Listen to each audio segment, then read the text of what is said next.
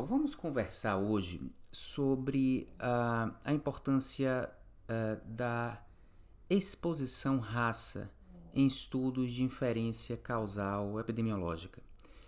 No seguinte sentido, até que ponto a raça é um dos determinantes de saúde nas pessoas ou nas populações. Esse é um construto muito mal compreendido. E uma das razões dele ser mal compreendido é que a rigor não existe raça, né? Mas é um construto útil em estudos de epidemiologia se for interpretado da maneira correta. Existem 3 níveis de interpretação, um totalmente incorreto, que eu vou comentar, um nível intermediário, que começa a ter um aspecto que faz sentido, e um nível mais adequado. E eu vou diferenciar essas 3 formas de interpretação de raça. A primeira coisa que a gente tem que deixar claro é que raça, a rigor, não existe, né? Não existe como um diferencial entre seres humanos, porque a nossa raça é a raça humana. E dentro da raça humana, a nossa espécie é a espécie Sapiens, que é a única espécie da raça humana que ainda sobrevive.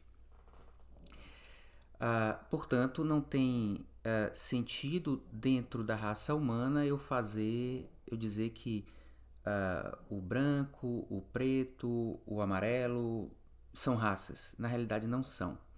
Então, essa coisa de dizer, por exemplo, que o preto é uma raça, que ser preto é uma raça, foi uma invenção, né? E uma invenção, de uma certa forma, historicamente justificada pela necessidade de uma elite justificar por que utilizava pessoas da África como escravos. Né? Essa justificativa era baseada na ideia de que somos pessoas diferentes e existem raças superiores, raças inferiores, que é uma coisa que se sabe hoje que isso não é verdade de forma alguma. Então foi uma invenção com um propósito inadequado.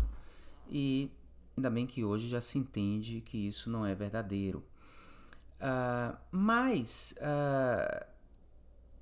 até por aspectos também históricos e consequências do passado, esse construto ele é útil do ponto de vista de investigação epidemiológica. E eu vou explicar por quê. Mas o primeiro nível de inadequação da interpretação dessa variável raça é a interpretação usualmente feita pelo modelo biomédico, né? De que raça, embora as pessoas reconheçam que não existe, possam até reconhecer que não existe uma raça superior a outra, existe um pensamento vigente que a raça influencia, que raça biologicamente influencia por características genéticas a probabilidade de um indivíduo ser doente ou não, e isso é um equívoco. Mas antes de definir e explicar por que isso é um equívoco, é interessante a gente revisar quais são as definições de raça no Brasil, nos Estados Unidos, o que é exatamente raça. A raça é um construto fenotípico, né? Ela é fenotípico no sentido da aparência da pessoa e principalmente baseada em cor da pele. No Brasil se define branco, negro, pardo, amarelo e índio, as possibilidades de raça. E nos Estados Unidos, branco, preto, asiático, Asian American, né? O índio nativo americano e tem uma quinta raça que é a raça dos nativos do Havaí ou das ilhas do Pacífico, tá? Então veja que essa definição, embora eu esteja dizendo que não exista superioridade genética nem em relação à resistência à doença ou coisas desse tipo, é a caracterização de raça pela aparência, cor de pele e outras características. Isso é importante para diferenciar raça de etnia, enquanto raça é um construto do fenótipo aparente da pessoa, etnia é um construto mais cultural, ok? Então, o que define aquele grupo culturalmente em relação aos seus costumes, os seus hábitos, as suas religiões, isso define a etnia. Especificamente nos Estados Unidos, só se define assim pelo trabalhos NIH ou censos, etc., um tipo de etnia, sim ou não. Se a pessoa é hispânica / latina ou não. Essa é a única definição de etnia. Embora a gente possa até pensar que poderia existir outras etnias, religiosas, culturais, etc., mas basicamente só tem essa classificação. Então, se eu estou nos Estados Unidos, a gente classifica raça, por exemplo, uma raça branca, vamos dizer, e uma outra classificação é que a pessoa é latina, ou não é latina. Então, branco, latino ou negro, latino, é exatamente isso. Então, são diferentes questões. Os hispânicos ou latinos são muito estudados também nos Estados Unidos em relação a um construto social que pode favorecer ou não questões de saúde, certo? Mas vamos voltar para a raça, que eu vou falar que se aproxima também de um paradigma de etnia em relação à exposição, mas vamos focar aqui nessa questão de raça. Então, o primeiro equívoco é interpretar raça como esse construto biomédico. Existem muitos exemplos, quando, por exemplo, a gente define isso, já caiu por terra do ponto de vista de estudos genéticos, que hipertensão arterial é diferente no negro e no branco, né? Como se fosse uma questão genética relacionada à fisiopatologia propriamente da doença, tá? Inclusive, dentro do meio de especialistas em cardiologia, etc., tem aquela história também, caindo por terra, de que, por exemplo, o negro não responde bem ao inibidor da ECA, né? Até uma questão de influência farmacológica. Não existem evidências sólidas para isso, não. Pelo contrário, quando a gente analisa perfil genético em relação à hipertensão de negros versus brancos, a variabilidade genética intra-raça, ela não é menor que a variabilidade inter-raça.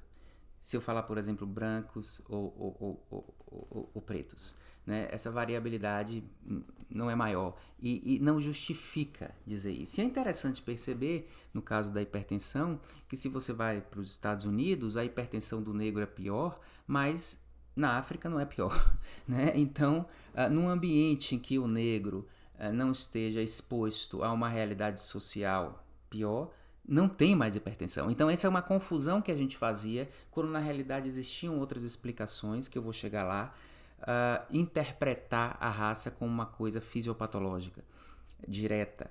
Né? Existem outras interpretações, como dizer que câncer de próstata o negro tem mais precocemente, isso pode ter realmente outros motivos, né? E os motivos realmente biológicos, como por exemplo a anemia falciforme, é verdade, mas não é porque originalmente a raça negra tinha mais predisposição à anemia falciforme. O que aconteceu é que pessoas vivendo em regiões de malária, a anemia falciforme faz com que a pessoa seja sobrevivente, tenha maior probabilidade de ser sobrevivente à malária. Então, como malária é mais na África e a África tem mais pessoas negras, a malária seleciona uma maior prevalência de anemia falciforme nos negros.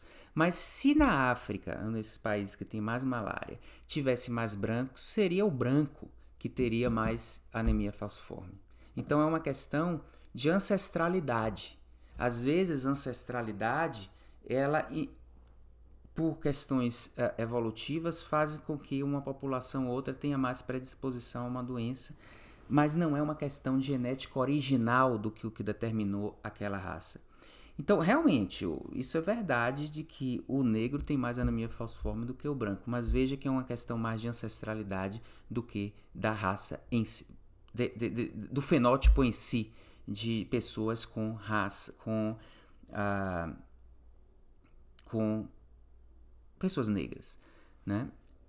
Mas é uma das exceções. Quando a gente fala é exceção, as outras coisas, como eu estou dizendo, próstata, hipertensão e etc., você tem uma confusão de aspectos sociais mais influenciando aquilo do que propriamente ser uma coisa fisiopatológica, ok? Então o médico realmente às vezes não compreende isso e se aprofunda e faz raciocínios inadequados, como se houvesse realmente uma modificação de efeito importante com raça do ponto de vista fitopatológico, quando aquilo ali está significando outra coisa. Agora, tem pessoas que acabam entendendo isso e dizendo, não tem nem que medir raça, né? Porque raça não é verdade, não existe mesmo, aí entra um equívoco. Então, realmente, não é algo que faz parte do paradigma biomédico, que deve fazer parte do paradigma fisiopatológico, raça. Mas não é por isso que a gente não deve medir. A gente deve medir e é importante, eu vou dizer por quê. Porque a raça é um proxy importante de questões sociais. Aí entra um segundo nível, de que já começa a ficar melhor o raciocínio. Não é uma predisposição genética à doença, mas a raça poderia ser um proxy de nível socioeconômico. Tá? Então eu estudo raça, por exemplo, como se fosse uma variável que medisse nível socioeconômico para ajustar para aquela variável. Aí a raça é usada em estudos como uma variável de confusão a ser ajustada. Isso já é uma compreensão melhor, mas não é a melhor compreensão também, porque se eu estou preocupado com o nível socioeconômico, existem medidas e construtos específicos de nível socioeconômico que podem ser feitos e que é melhor do que usar o proxy raça. Segundo, isso coloca a raça como um coadjuvante. Eu só estou medindo aquilo ali para ajustar para aquilo, mas eu não estou analisando como a exposição. Então a maneira mais evoluída e cientificamente de pensar, e aí é a terceira maneira que eu me refiro, é pensar em raça como uma exposição em si, e não como um coadjuvante, um efeito de um confundidor, mas a exposição em si, mas a raça como uma exposição social. E aí eu não estou falando de nível socioeconômico. Mesmo ajustando para nível socioeconômico, digamos que eu estou condicionando em só pessoas aqui de bom nível socioeconômico, eu estou estudando a exposição raça, ou seja, o impacto. Vamos dar um exemplo, ok? No caso da raça preta, o impacto de ser preto num ambiente onde existe discriminação. Então, na realidade, a raça, ela é, aí sim, uma coisa que representa o impacto de racismo. Então a raça é verdadeiramente estudada, ajustando para nível socioeconômico, ok? Não estou falando de nível socioeconômico. Independente de nível socioeconômico, a raça é estudada como sinônimo de sofrer racismo ou de sofrer discriminação. E como isso pode impactar?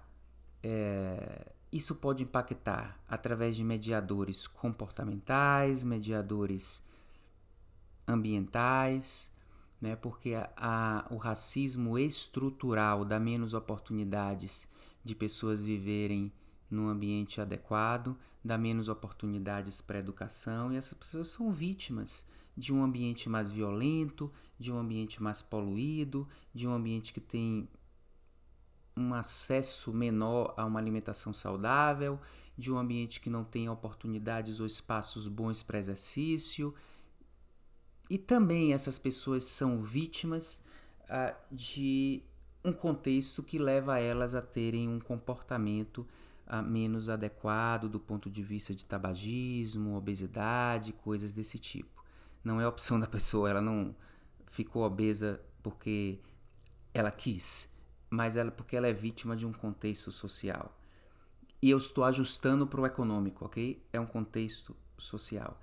Então, existem realmente mediadores de raça, de racismo, que eu, estando diante de um ambiente que existe um racismo estrutural, eu tenho menos oportunidades de que essas questões comportamentais e ambientais sejam favoráveis a mim e, portanto, isso aí pode ser um mediador de doença. Mas o mais interessante entra que mesmo ajustando para esses aspectos comportamentais, ajustando para aspectos de nível socioeconômico, de acesso ao sistema de saúde e tudo mais, há evidências de que a raça tem um efeito, digamos assim, direto, através do racismo, né? Mas um efeito independente de comportamento de environmental, ambiente, que é o seguinte, é a tese do environment, né? Viver discriminado a vida inteira, isso causa estresse. E estresse psicológico, existem evidências amplas de que impacta em saúde. Existem situações de estresse agudo que causa úlcera, que causa taquicardia, que causa takotsubo, então que estresse impacta no físico. Em situações agudas isso é muito claro, mas existem estudos que mostram que estresse crônico também, estudos bem feitos, de inferência causal sofisticado, e que mostram que estresse crônico tem associação, provavelmente causal, com desfecho de saúde inadequado, porque mexe com questões de imunidade, mexe com questões de inflamação, questões vasculares, cardiovasculares. Então, na verdade, é o estresse crônico de ser discriminado que aquilo vira doença, environment. E olhe que eu estou enfatizando que isso, eu não estou falando de que a pessoa discriminada tem menos médico, menos remédio, menos dinheiro, menos comida saudável. Tudo isso é mecanismo. Mas mesmo ajustando para isso, existe um efeito direto do estresse psicossocial, certo? Em uma questão de uma reação ao organismo inadequada, e que isso leva à doença. Não é só discriminação. Existem estudos que estresse no trabalho, crônico, estresse no casamento, crônico, estresse de cuidadores de pessoas, caretakers, crônico, tudo isso é associado. Mas um dos tipos de estresse social é exatamente a discriminação. E só que eu não estou falando, eu não tenho lugar de fala para isso, né? Eu acho que em relação à minha raça, em relação à raça eu não me senti discriminado, mas só quem pode falar realmente, eu acho que é quem realmente viveu isso, vive isso.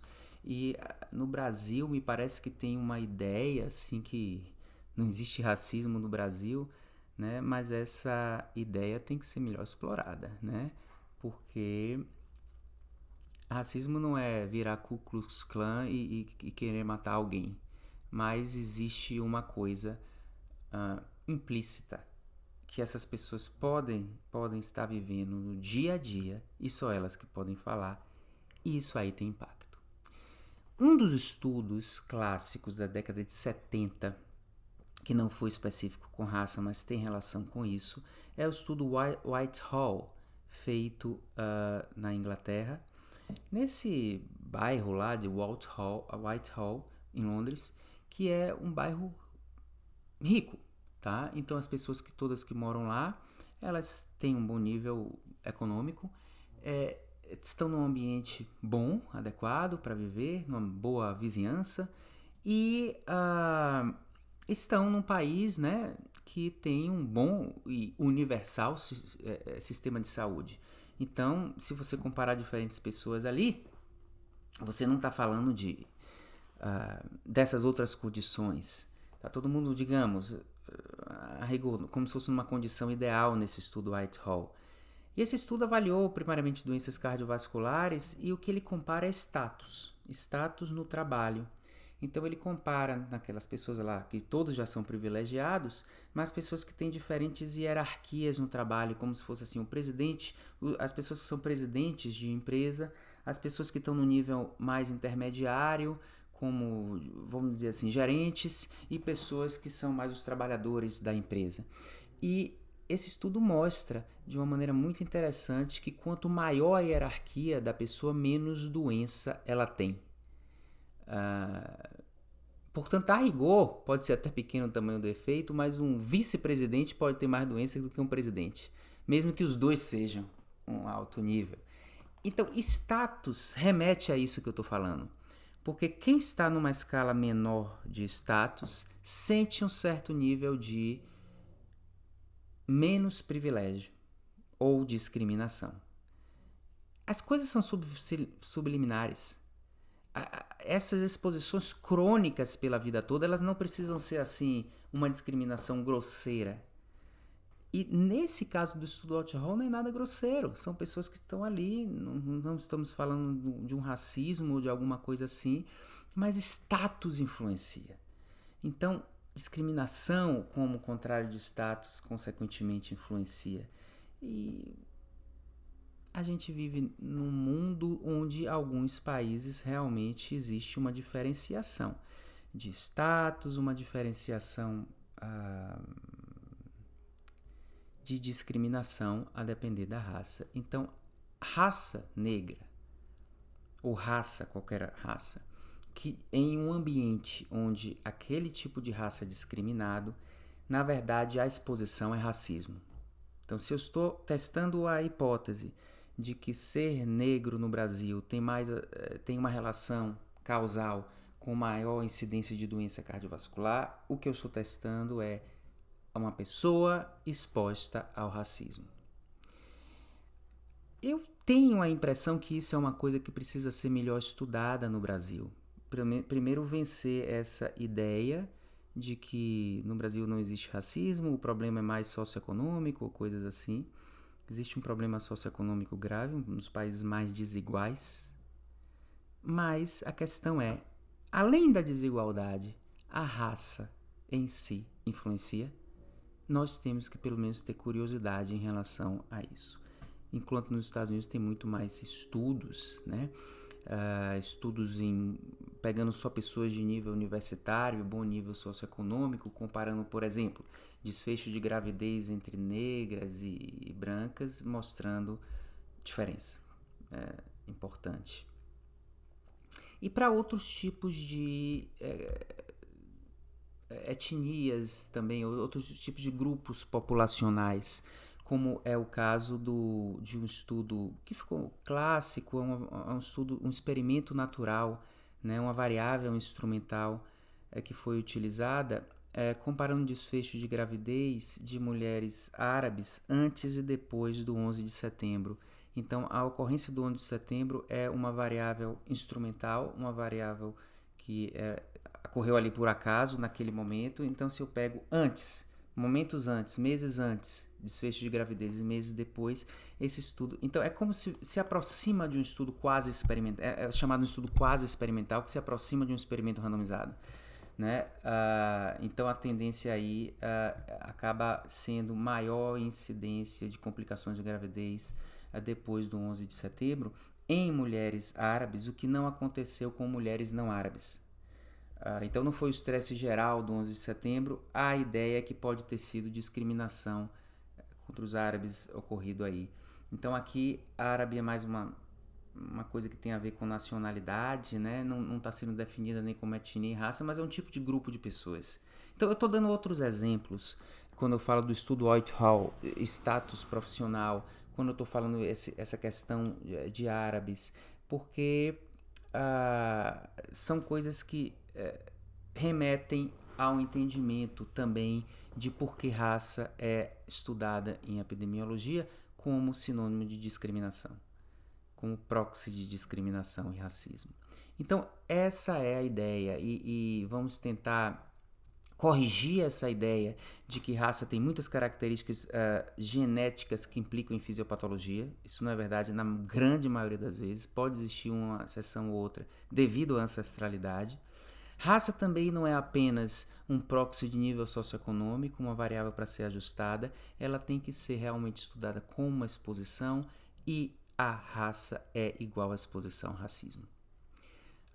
E aí nós podemos avaliar o quanto isso impacta ou não impacta. Não estou dizendo que impacta, mas os estudos têm que ser feitos e existem estudos aí muito nesse sentido.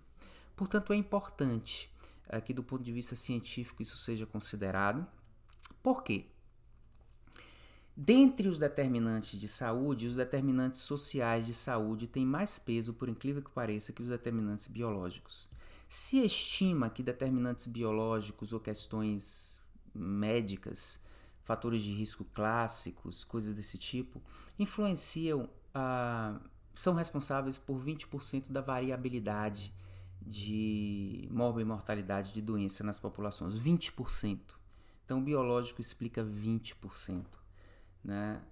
Outros 40%, outros 30% são explicados por comportamento, 10% por ambiente e 40% por determinantes sociais de saúde. E um dos determinantes sociais de saúde é discriminação. Então, isso é uma coisa importante para a gente ter em mente cientificamente. Mas eu diria também que é importante a gente, do ponto de vista clínico, ter isso em mente. Ok? Não do ponto de vista clínico biomédico, mas entender que, sim, uma hipertensão pode ser de mais difícil controle no negro, por exemplo. Não por uma questão genética, mas talvez por uma questão de que uma pessoa que se sente discriminada cronicamente pode ter mais dificuldade de controle da hipertensão, né? Fora questões outras sociais, comportamentais, etc., que a gente deve considerar também. Mas sempre pensando, quando falamos em comportamento, que as pessoas não optam por comportamento inadequado, não. As pessoas são vítimas de um contexto que ensinou a elas um determinado comportamento, né? Então, o modelo biomédico é um modelo, aí entrando no raciocínio clínico, de culpabilidade. Né? No modelo biomédico, o médico diz assim ao paciente: você tem que emagrecer, ou você tem que parar de fumar. Por favor, eu estou te informando aqui que isso é um fator de risco. Se vire aí. E se a pessoa fuma, tem aquela culpabilidade de que é culpa dela que ela fumou, né? Ou se a pessoa é estressada, né? Às vezes o familiar do paciente vira assim e diz: mas ele é muito estressado. Como se fosse ele que ele é estressado porque ele quer ser estressado. Não é aí. A pessoa muitas vezes está num contexto, né? Então, quando a gente fala de hábito de vida, etc., o modelo biomédico entra numa culpabilidade boba. A gente tem que entender o contexto em que a pessoa está inserido. Portanto, é importante para o médico dizer: essa pessoa é de raça negra, né? Isso não é racismo com o paciente, mas é entender que ele pode estar sofrendo racismo e aquilo ali pode estar impactando, mesmo que ele não saiba.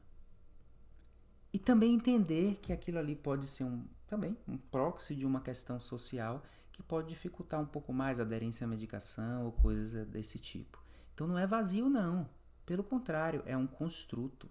Raça é um construto criado, chamado de construto latente, mas é um construto que tem um impacto social importante. E como eu disse, os determinantes sociais de saúde têm maior impacto do que os determinantes biológicos nos dias atuais. Antes, determinantes biológicos talvez até tivessem maior impacto na ausência de vacinas, na ausência de certas coisas aí. Mas hoje que a gente tem esses controles como a gente tem de doenças e etc., os determinantes sociais é o que ainda não está plenamente controlado. Porque eu posso dar uma insulina a um diabético e ele não vai mais morrer de diabetes tipo 1 ou até de tipo 2. Mas, então isso aí a gente evoluiu, mas a gente não evoluiu no aspecto social. Por isso que os determinantes sociais hoje têm maior valor, e o bom é que tem um impacto sistêmico. Se eu melhoro a questão social, a melhora pode ser, na realidade, não só voltada para uma pessoa, quando eu prescrevo um comprimido para uma pessoa, é uma melhora ambiental impactando milhões de pessoas.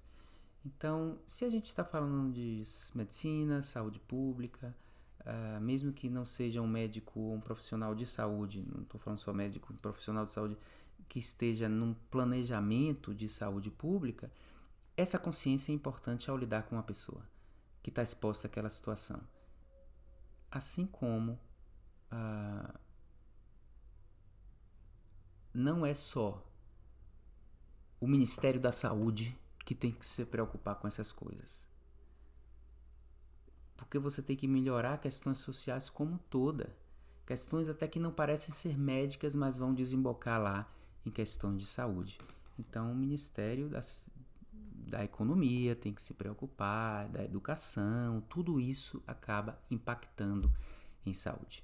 Então, esse é o verdadeiro significado do construto raça, que tem sim que ser valorizado na sua forma adequada, tanto do ponto de vista científico de investigação, como do ponto de vista de saúde pública, como do ponto de vista clínico, na visão do profissional de saúde. Obrigado pela atenção.